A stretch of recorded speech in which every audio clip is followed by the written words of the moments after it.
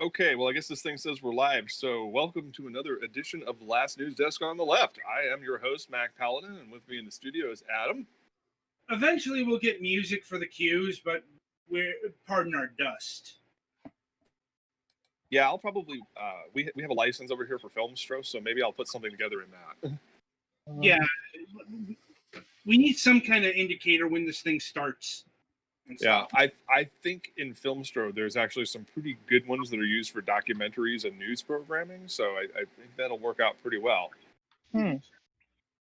Anyway. All right, so let me quickly get everybody to sound off here. Of course, we have our co-host, Kevin DeGrusing. Good evening, ladies and gentlemen. Teddy fans in the house. Hi, I didn't get lost. The Galax is here wearing his purple hat. What? Nobody told me about this. And from McConnell Land, we have Twilight Winter. I did regret living here.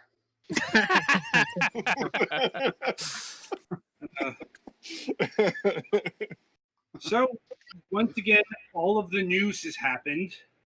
Yes. Yeah.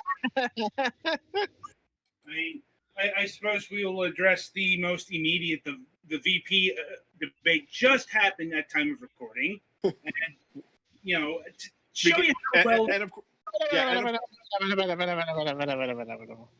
whoa! Sorry. I'm sorry.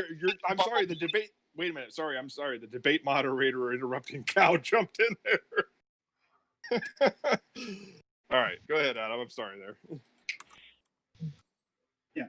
Anyway. Yeah, so the big thing that's come out of this VP debate was apparently fly landed on Pence's head for 2 minutes, and everyone just gone nut over this fly. Like, the fly has, 50 times more charisma than Pence did. The fly and the eye. That's what you could say. Fly and eye. Yeah, did he punch himself in the eye? He has pink eye. Yeah. Or something like that. Gross. I don't know if he has COVID, but he's got pink eye, and I don't know. Was he did something happen in the forest or something? I have no idea. I don't want to see his eye anymore. It's that. Yeah, that's awful. It's who was the guy who had the pink eye during the Olympics? Costas. Right, it's that level. And they pulled him off the air, so. I mean, they could have replaced Mike Pence with drywall, and it would have had the same effect. Yeah. I think he was trying to take Donald Trump's strategy from the first presidential debate, but of course he Pensified it. And it was a stupid idea because it didn't work for Trump. Yeah, it actually hurt him. I mean, Joe Biden now has the widest lead of any presidential candidate in history? Yeah, well, that maybe have to do with something else that happened over the last week, but yeah. Oh, we have a fly graphic. You're welcome. No one had to do it to you. Takes the bow. It was inevitable. If Joe Biden can sell fly swatters for $10 on his store tonight, we can do this. Everything about this is amazing. It's just chaos, and Schadenfreude is in full effect. Team Biden was ready for this tonight. Implying we weren't. God bless them. They had a photo. Apparently, they found a photo of Joe Biden with a fly swatter. They purchased flywillvote.com and others selling fly swatters on the store. Who's ever in the Team Biden promotions department tonight, get yourself a raise and get yourself a beer, good sir.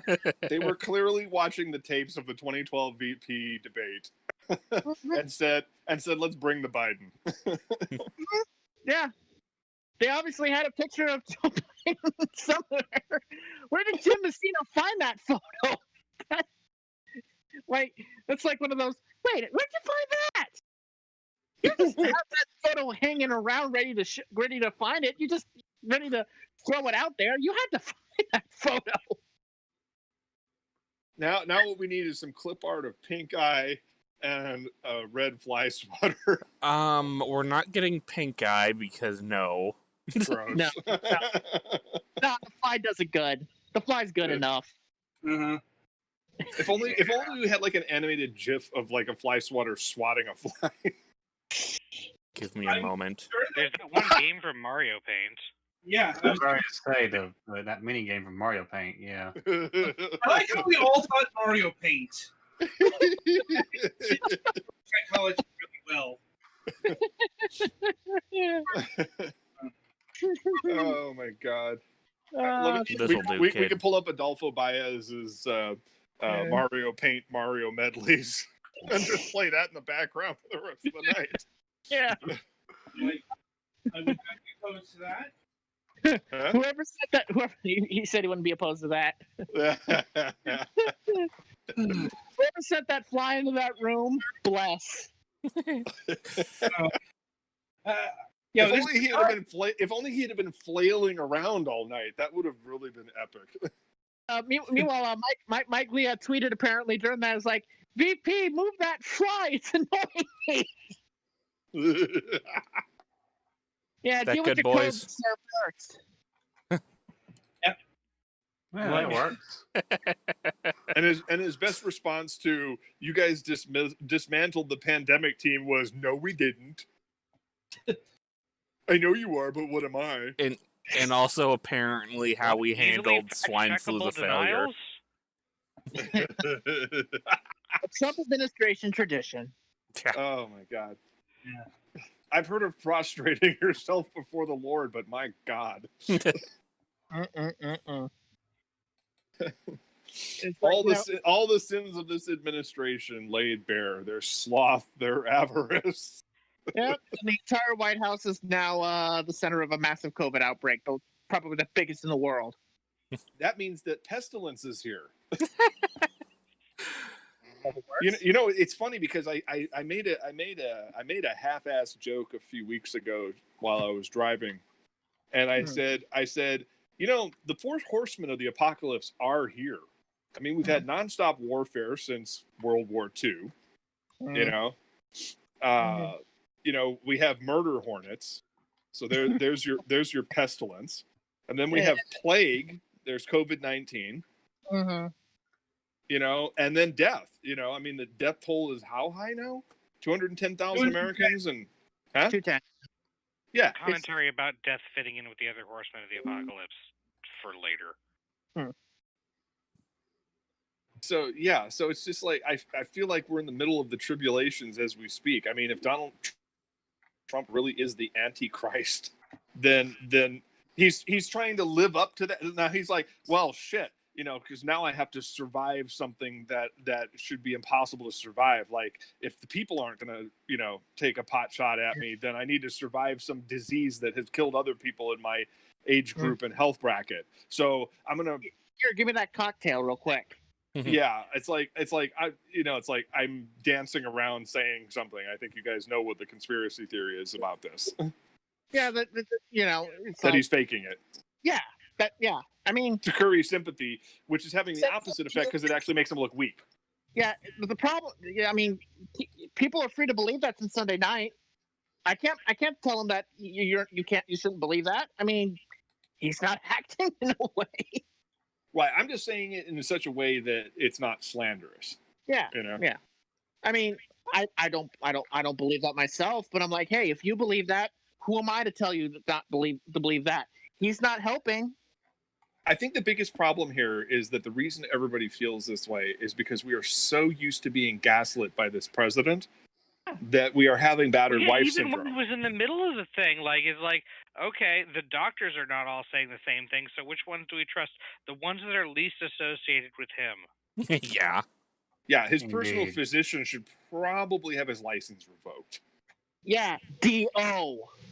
Especially since, okay, let's not mince words here. There's a really good chance Donald Trump may die from the coronavirus. Yeah.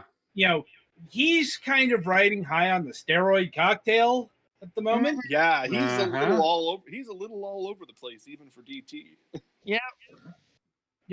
Because not like he cares because he's already wandering around his house.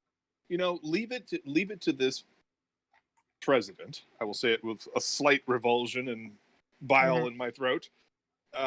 Leave it to this president to even fuck up exiting a presidential election correctly. Yeah.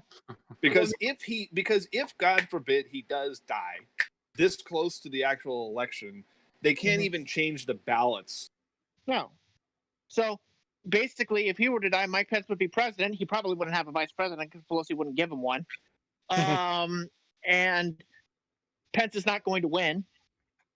Or Pelosi would do the god tier troll and give him a Democrat. Yeah. They'd have to basically cast the vote for Donald Trump. Yeah. And that would count for Mike Pence. Right. Or whoever, because apparently if Trump Pence were to win, then the RNC would have to choose a new person. Could be Mike Pence, could be someone else. But this is the election of 1824 all over again.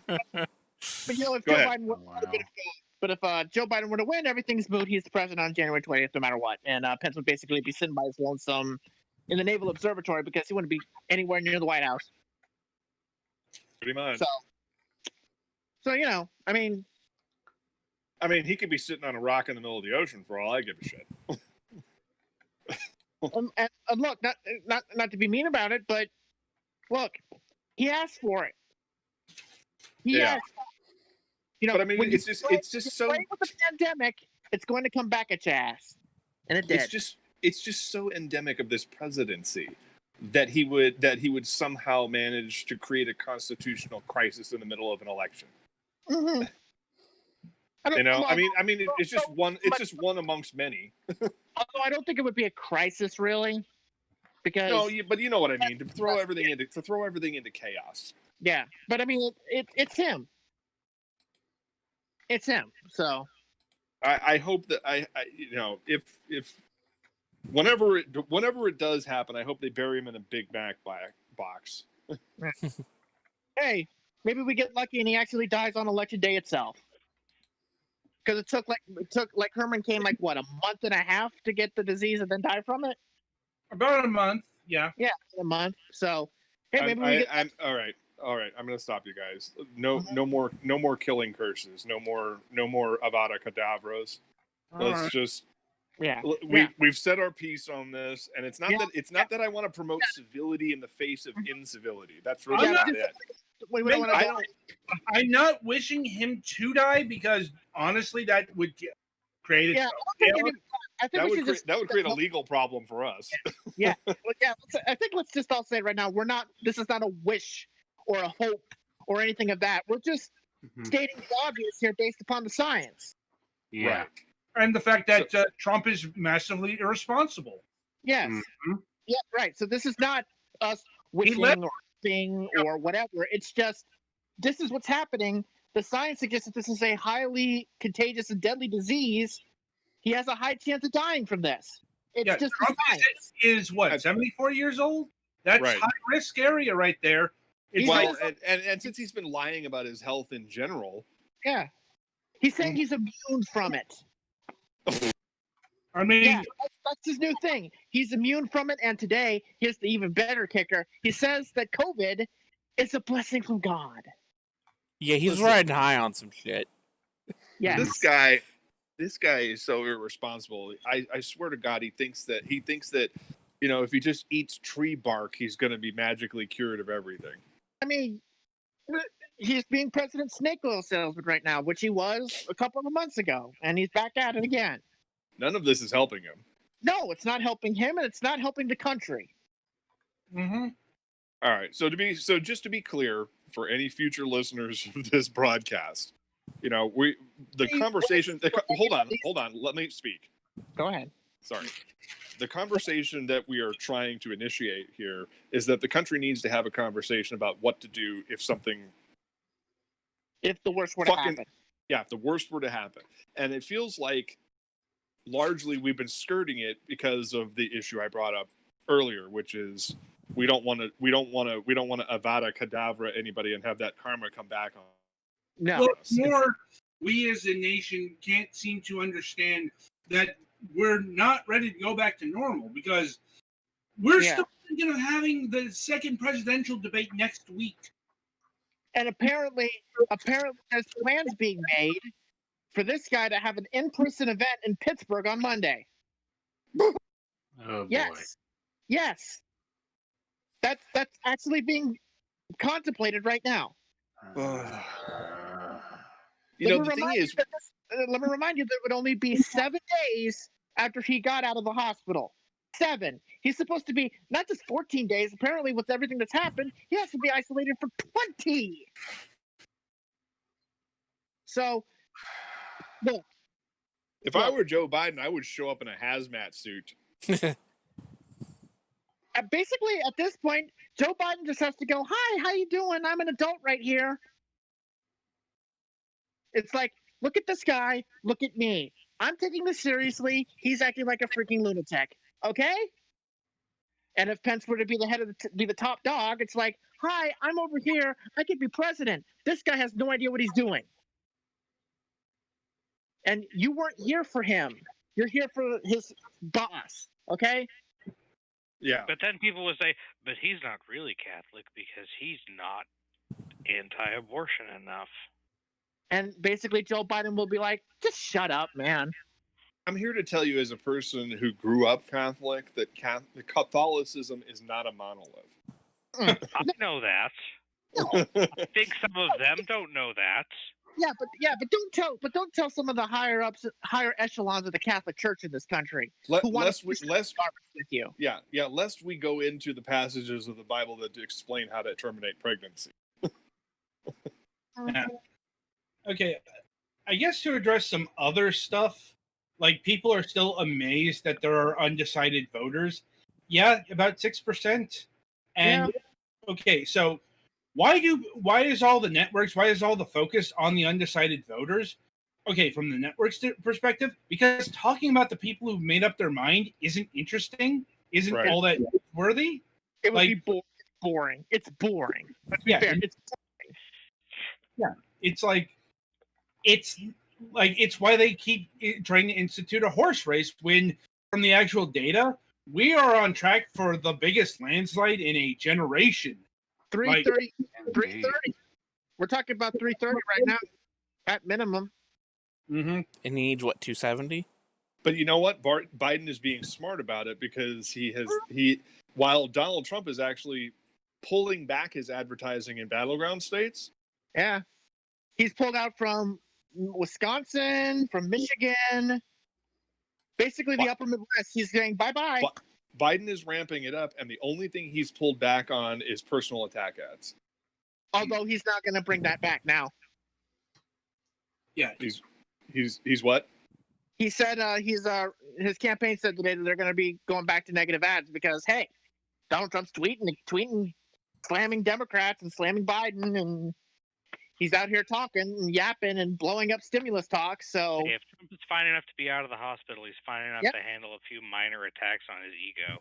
Yep, he's out of the hospital and he's not in an ICU bed. So it's game on, baby.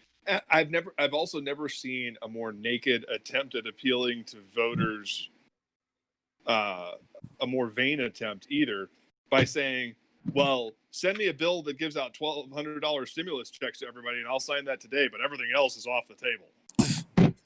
Of course, giving people money doesn't matter if you have no place to spend it. Right. Or aren't alive to enjoy it. Yeah, exactly. Yeah. They tried to pin Joe on his early ads where he said there was going to be a national mask mandate, and then they said, well, we actually looked at the Constitution and it's like the federal government can't force every state to deploy masks. That's up to the governors. And it's like our job is to support them and create a system that they can utilize to make sure that the supply chain is uninterrupted, which is what we were trying to say 8 months ago when all this shit started. Basically to encourage it. Not to force it, but to encourage it. Right. So then Biden pulled back his national mask mandate ads, and then they tried to pin him on it. And it's like, it's like we talked about last week. It's like, I'm getting tired of the media trying to create this false dichotomy of well, they were both equally bad. It's like, well, Joe is not required to follow Queensberry rules if Trump is wielding a switchblade. And it's not fucking flip-flopping if you change your mind when you acquire new information. Right. Exactly. They always try to position intelligence as a negative. Yeah, I mean, oh, you're just an elite, you're a snob. And it's like, no, maybe if you stop gutting our educational system. I was actually talking to a Biden voter who was on Bernie Sanders' page, and I said, well, here's the problem. Both you and Bernie Sanders are wrong. I said, you can't force a $15 minimum wage on everybody without putting protections in place to prevent businesses from exploiting workers and exploiting consumers. If you raise the minimum wage... If you just raise the amount of money people are making, then all that's going to happen is all the prices and consumer prices and utility prices are going to go up. Yes, thank you for making the point that I was going to say in the next breath. Sorry. It's all right. At least you said exactly what I was going to say, you know. And Kamala sends her regards. Anyway, that seems a lot nicer than thanks, Donnie, doesn't it? It certainly does.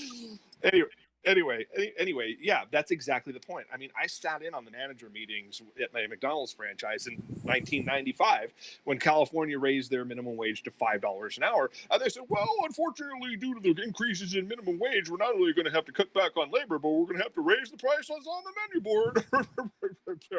And I said, that is capitalism. There is no ethical consumption under capitalism. And until we get rid of our dance with death marriage to capitalism in its purest forms, like almost a religious fervor towards capitalism, none of this is going to change. Let me tell you something called prosperity gospel. Oh, God. Thank you, Joel Osteen. Yeah, let's be clear. There are certain segments of this population and country that literally worships money. Yeah. Well, they believe that God gives favor to those who are successful. However, you want to frame it, it's still the worship of money. Right, but that's what I'm saying. But that's what I'm saying is that is basically the underlying principle of prosperity gospel. Oh, well, this person's a billionaire because obviously they have God's favor. Although, which couldn't be farther from the truth. the Sermon on the Mount is a part of it is basically you can't buy your way into heaven. Yeah. Also, you cannot serve Mammon and God at once. Right. Oh, and TL note: Mammon means money. Yeah, you do, and people don't realize that one of the last things that Jesus did that got him in trouble was to get the people who were selling goods and services inside of the temple. So, thank you, Chrono Trigger, for being so spiritually enlightening. Not even joking. The Mammon machine is where I learned Mammon. I think it's the secret of mana too. Point is, like, you're not supposed to be worshiping the money with worshiping of God, but let's face it, there's several thousand years of history that got bent because, just the Catholic Church. Like, okay, to address this, I'm not really interested in hearing the Catholic Church trying to sell me on the evils of capitalism or whatever when, they've got a lot of fucking money.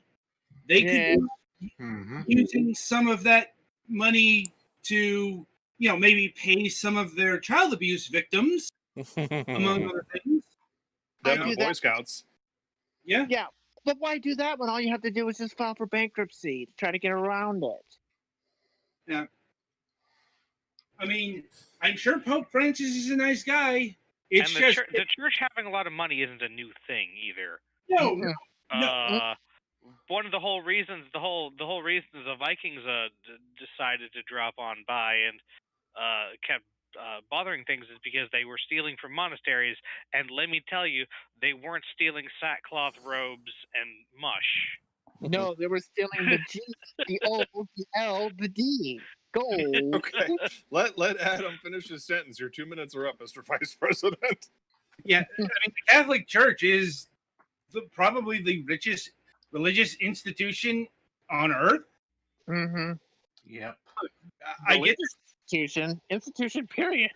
Yeah, I get that Pope Francis comes from humble means and is still fairly humble. It's just that whole rest of the church that isn't exactly, looking to return its looted treasures to its homelands and such, No. Well, God forbid they should return the Apocrypha. That's a whole different conversation.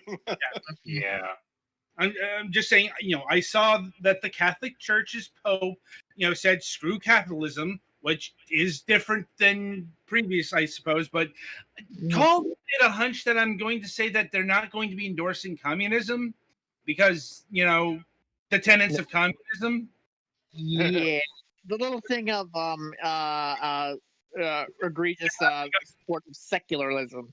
Yeah, they're not big on religion, which is why the Catholic Church... Something, opiate, something. Yeah. Mhm. I mean... So, yeah. Yeah, anyway. So, Go ahead. No.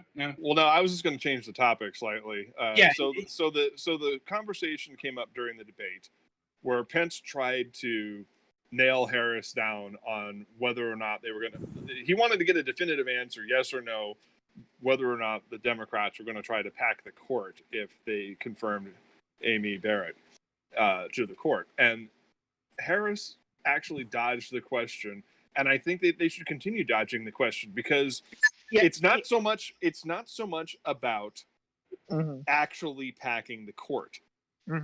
It's the mere threat of it. Because FDR did the same thing. And yes, he was rebuked by Congress and all that stuff, but he didn't actually do it. And yet, as soon as he threatened to do it, the Supreme Court stopped knocking down his legislation.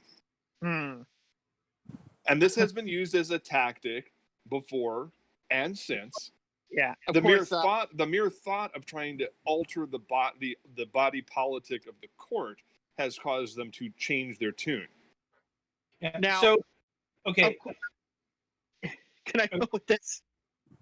Go ahead, Kevin.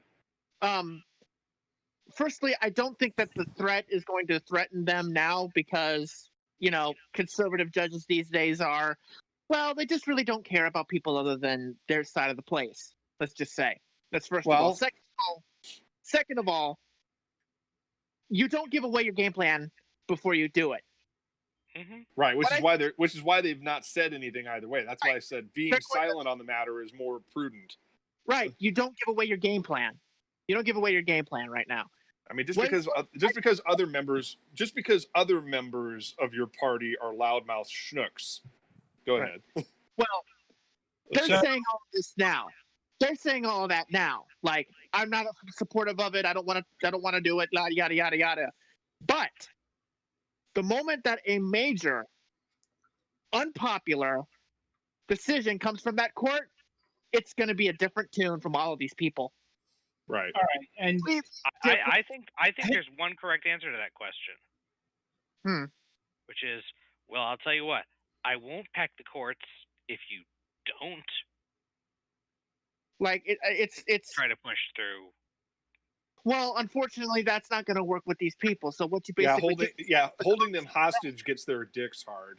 Yeah. I know. I still feel like that's the correct answer to the question. Somehow. Right. I'm just saying.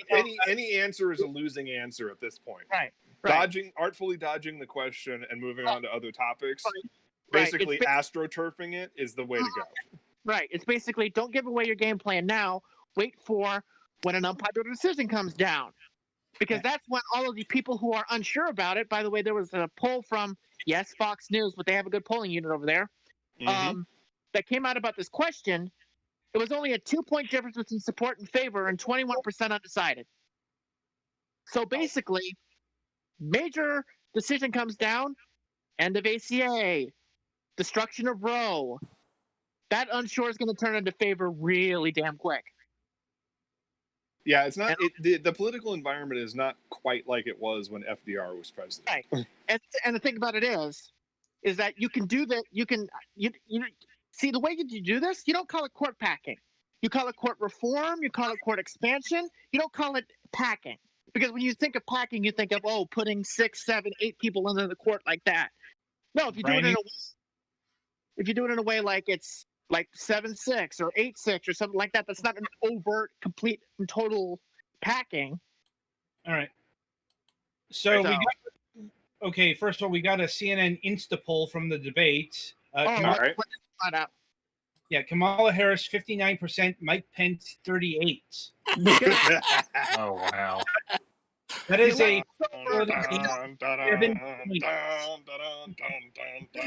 Pence favorability stayed the same. So yeah, it's over. There's no miss up now. Pence was if this thing was going to turn around, tonight was going to be the start of it. Pence didn't do the job, and the fly didn't help. Yeah, and next week, when if and when Trump takes the debate stage, it's going to be another clusterfuck. Yeah, he's on drugs, and I'll tell you this. He's on drugs and unhinged. Would you say that these drugs are of the performance enhancing variety? Well, some of them, maybe. He would need to take all the drugs then. Yeah, I don't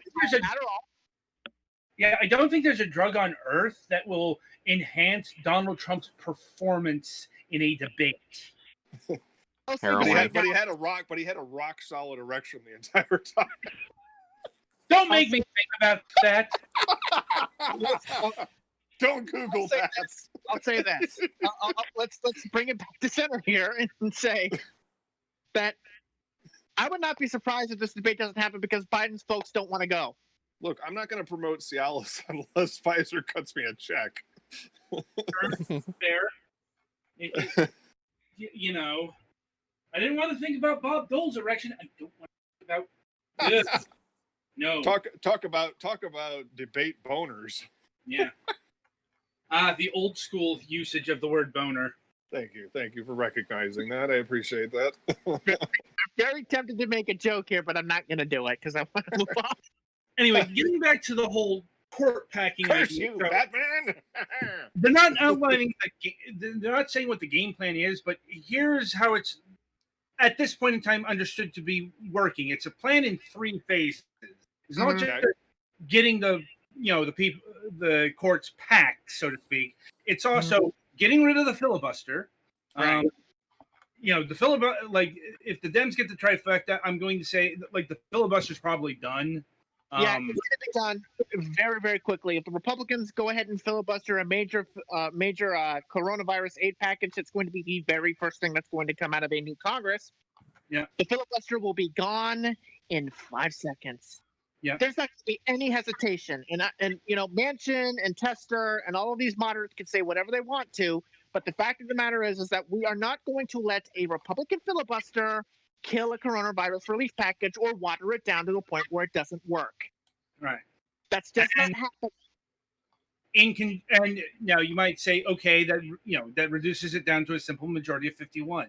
What happens when the Republicans take back over? And that dovetails into step number 2, and that is DC and Puerto Rico statehood. The idea here is because DC overwhelmingly wants statehood, has for decades. Yeah, and DC will be a state. I'll say DC will definitely be a state. Puerto Rico is going to be a question to me. Yeah, well, the latest polls out of Puerto Rico seems to be and apparently there's a plebiscite or something of that nature that's going to be answering this question, and that will help. Statehood is going to win this time because here's the thing about Puerto Rico. They've actually had plenty of opportunities to join as a state. This question has actually been asked in Puerto Rico several times. The last, I think it was 1991?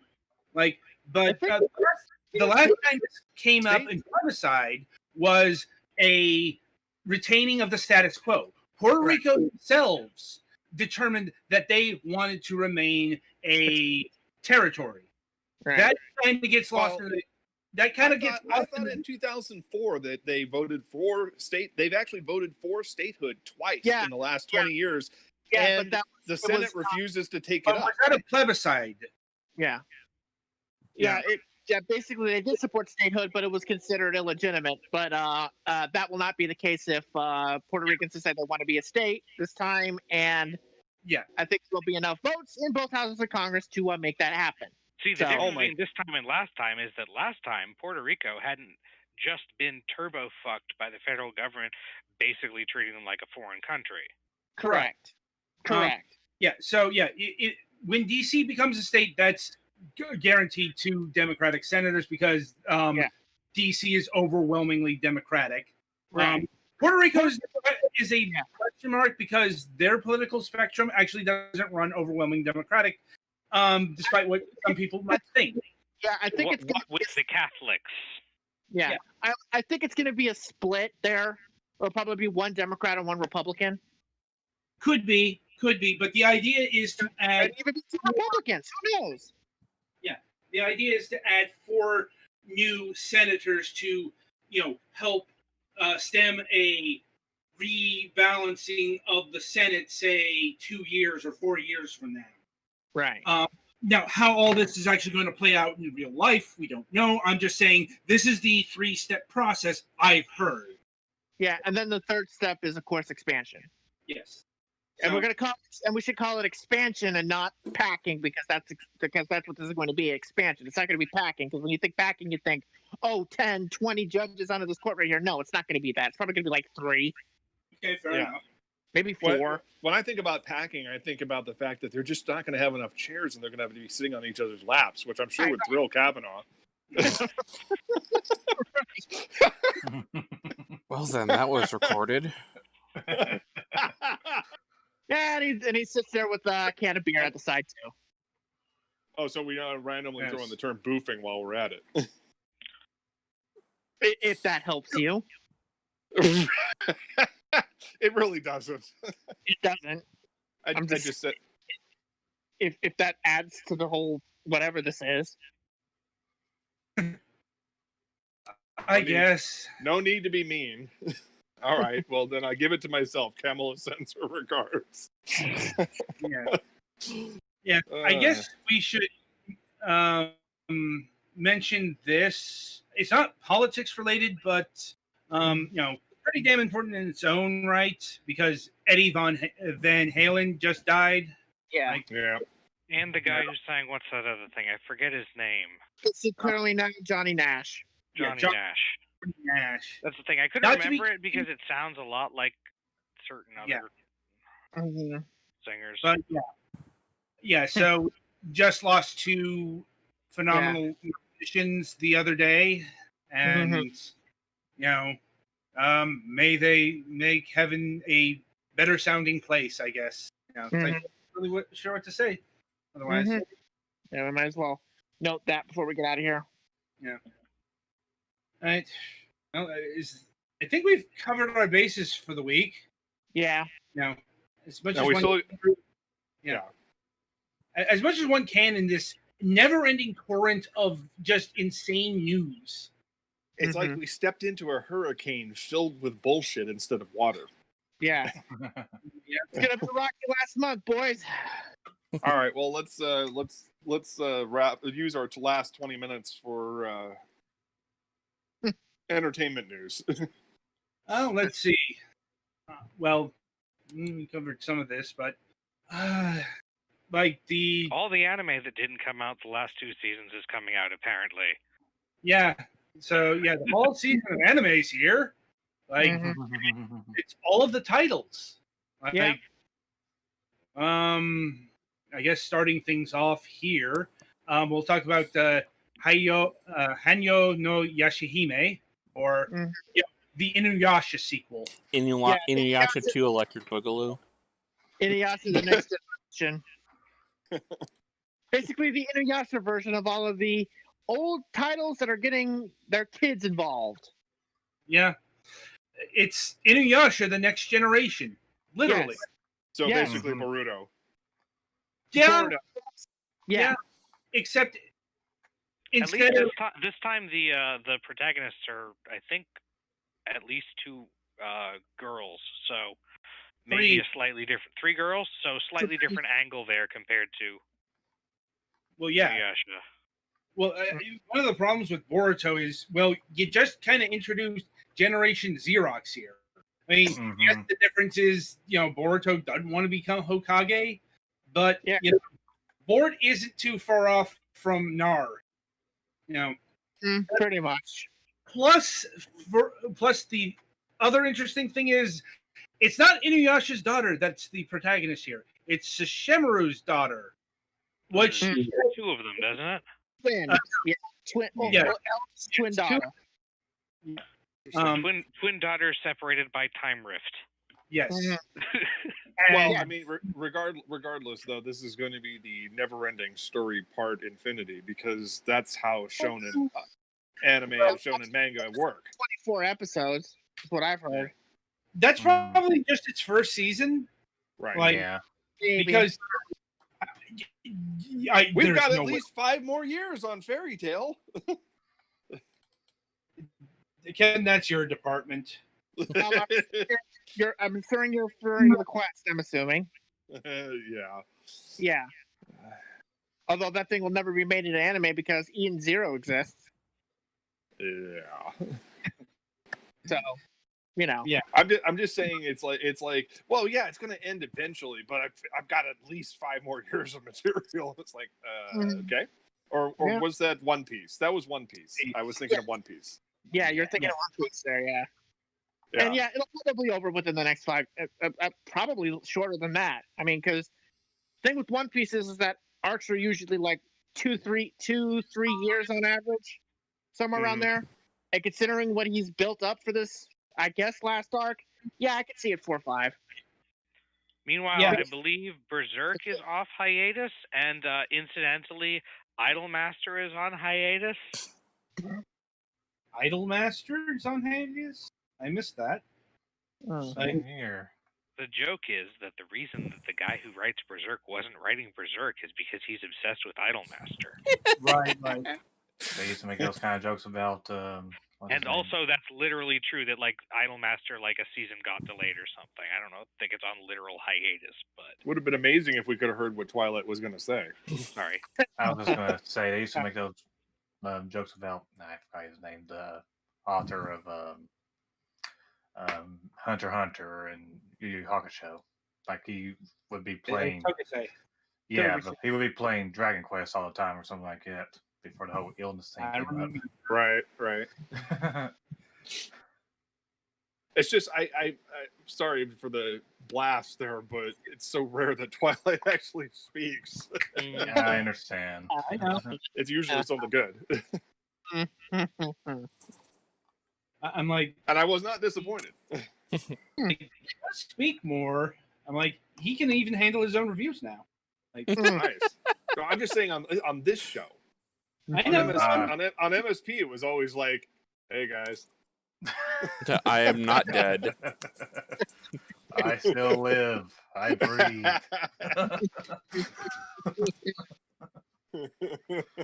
I just don't want to miss it, I just don't want to miss it when it happens, That's all I'm saying. Fair enough. Like I said, all right. Anyway. Well, there is some Moonhawk Studios news, of course.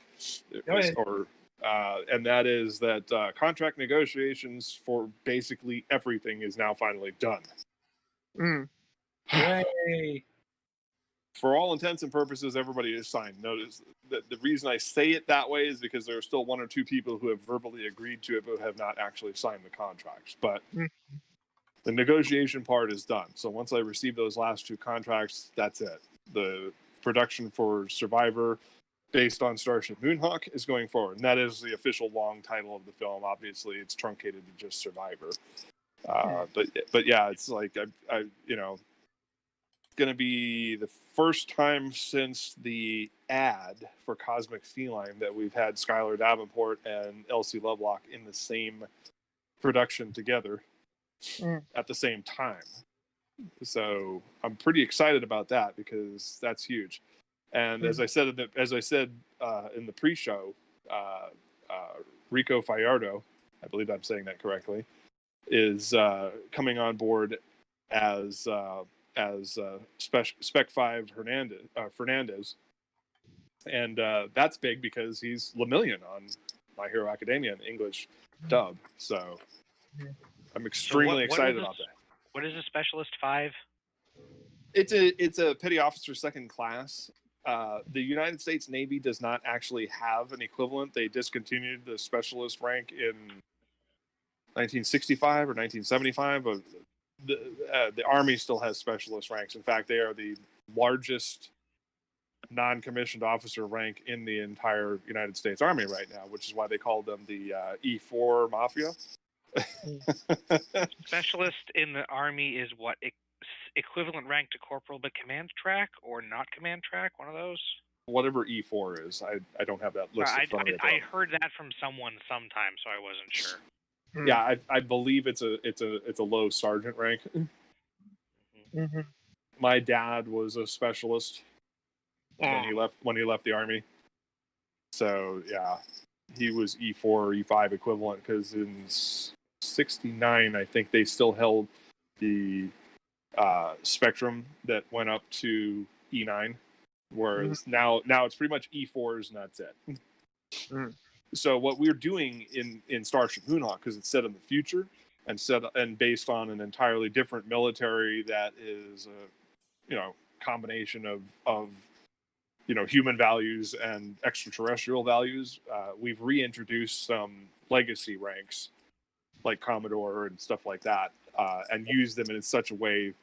Like when Star Trek originally came out, they had Commodores as basically what is a 1-star admiral? E7 or O7? Yeah, so they held Commodore as the first flag rank, whereas in most foreign militaries, a Commodore is a squadron commander. So we brought it back using that lexicon. Because it's a lot less of a mouthful than Rear Admiral Lower Half. Right. And less confusing than simply calling everybody Admiral. So we make a big point of explaining that in the glossary for the various novels and stuff like that. So yeah, if you guys ever want to check that out, I have all that spelled out in lurid detail. But it doesn't need to be discussed on the show. But yeah, so anyway, he's specialist 5, which is a lost legacy rank in the modern military. But yeah, so we're pretty excited about that because not talking much about the actual content of the film, except that it is a direct sequel to our 2018 outing Surrender. Which also starred Elsie Lovelock and Paul R. Sieber, Devontae Johnson, and Elizabeth Faye Robinette. Of course, Elizabeth will be reprising her role as Petty John, and Paul Sieber will be back as the jailer. So, lots of big news on that because I'm going to be spending a motherfucking fortune on this film. You still got a kidney to sell, right? Yeah. It's like you still got money to pay our salaries, right? And it's like, yeah, I got the box of milk bones right over here. Oh boy, milk bones. Yeah. That's a joke from that joke from the Lavenders. Which I'll explain on another broadcast. But yeah. So yeah, tons of big news. We finalized the deal with our composer David Stahl, who worked with John Frizzell Music. And is a damn great composer as far as I can tell. And so this will also be the first time since 2008 that I've actually hired an external composer. But what makes this situation unique is that instead of commissioning generic themes, David will actually be crafting a specific leitmotif for Survivor. And if this goes well, then we've actually started script planning and breakdown for the third and final chapter in this trilogy, The Candidate. And I will let people decide for themselves what exactly the term means as we gradually begin releasing information about that film. But it'll be interesting because I'll say this. There will be some cues in this movie that may lay some hints as to where we're going to go with this. And the third and final story will, of course, take place in the middle of the Cosmic Feline timeline. So we're actually going to go with that before we launch the miniseries. I've decided that it would be more cost-effective to do Cosmic Feline as a group of miniseries instead of committing to a full show run. So we'll do 6 parts, see if it does well, then commission another 6 parts, and then if we get enough of those, then we'll start calling them seasons. But yeah. But for now, it's miniseries, and somebody mistakenly put it up on IMDb as a miniseries, and well, we'll just deal with that when it comes. But yeah, scripting of the pilot for that has also resumed. I'm working on some of that. I was going over some elements that changed because of Survivor and the Candidate. So, yeah. And of course, the Candidate will spoil some plot points in Cosmic Feline, but learning how we actually get to that point is, in my opinion, equally interesting. So yeah, so that's it about studio news as far as I know. Other than the webcomic is updating again. I've got to put a page up tonight before I go to work, but we're doing pretty good there. So right. I think I know how we'll conclude, and this was brought up on the Fragment show, but I just voted the other day, early voting. What's the status of everyone's vote at this point in time? Have you voted yet? I am waiting for the early voting to begin down here. That is going to be between the days of October 26th and the 30th. I'm planning on masking up and voting in person. So I'm waiting on that. I got my state ID. I'm registered to vote. So I'm all ready to go, just waiting for the day to go. So. Well, I can say with absolute certainty that I am going to go to the polls on election day to make sure, beyond a shadow of a doubt, that I am not disenfranchised, because Arizona is a notoriously red state, and I hope to God I see some septuagenarian and octogenarian poll watchers I can trip. Because my address on record is my parents' house, and they live in a 55 and over community. Yeah. So I will have to go all the way up to their house to vote. Now, I used to be on the mail-in early voting system, and for some reason, when I changed apartments, which I didn't notify anybody of, they told me that while I'm still registered to vote at my parents' house, because I checked at vote.com, and they said, well, I'm still registered to vote up there, I would have to reapply for early voting status. That's weird. Yeah. Yeah, even though they automatically did it when I changed apartments the first time. Friggin' early voting status? Yeah, in other words, mail-in ballots. I for the previous 2 presidential elections and congressional midterm elections, I had been on the mail-in voting system. Largely because I kept shifting around so much, but not changing my permanent address on record. Fair enough. So yeah, that was kind of interesting. So I will be going there on November 3rd to vote for all the myriad crap propositions. that my lovely compatriots in the state of Arizona thought were super important. And watching the legalization of recreational marijuana be struck down again. Although you never know if the electorate is as democratic as it's kind of looking like. Hey, Well, it's like I said. What did I say last week? I said if we're ever going to change the body politic of the nation, then we need to get our coastal elites out of their cozy little comfort zones and move them into the red areas. Yeah. So I did my part by coming to Arizona. Yeah, I mean, hey, I'm coming to you from Paladin County, which in about a month or so is going to be represented by someone who believes in QAnon. So.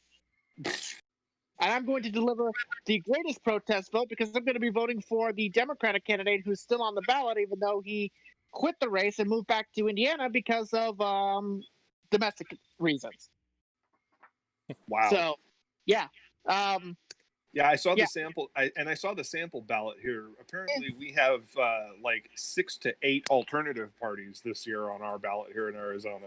Yeah, that makes sense. For those who like throwing away their vote because they don't understand how electoral systems actually work. Speak for yourself. We have ranked choice voting. Yeah.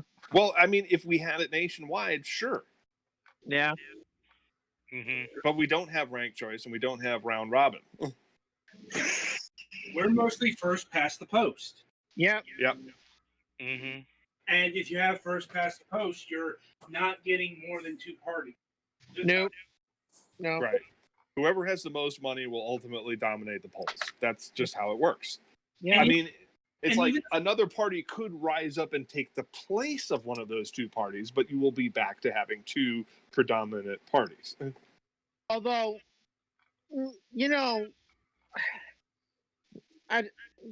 maybe down the line, if the system were to change, maybe. But I mean, we're stuck with 2 parties, and basically, if you vote for a third party, you're wasting your vote. Mm-hmm. Yeah. Mm-hmm. Go away. Anyway. Vote away. Well, that's what I was saying. My status is ballot received. Just did my research on candidates today, so I'll be filling out my ballots tomorrow, and probably dropping them off directly, or having my mom drop them off directly while she does hers. Within a day or 2 after that.